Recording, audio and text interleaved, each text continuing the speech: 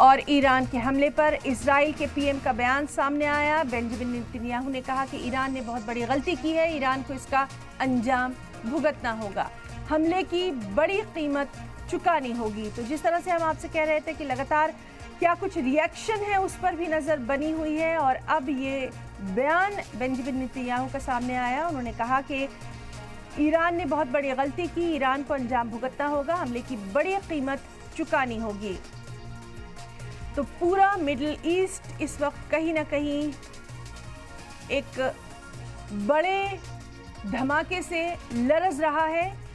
Netanyahu ने साफ तौर पर कहा है कि ईरान ने बहुत बड़ी गलती की, ईरान को अंजाम भुगतना होगा, हमले की बड़ी कीमत चुकानी होगी। आपको बताएं कि बेंजामिन नेतन्याहू इस हमले के बाद उनको अंडरग्राउंड किया गया, और न सिर्फ बेंजामिन नेतन्याहू बल्कि उनके साथ कई दीगर वज़रा भी अंडरग्राउंड हैं। और वहीं से उन्होंने ये बयान दिया कि ईरान ने बहुत बड़ी गलती की है, ईरान को इसका अंजाम भुगतना होगा, हमले की बड़ी कीमत चुकानी होगी।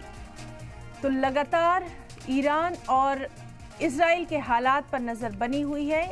ईरान ने हमला किया,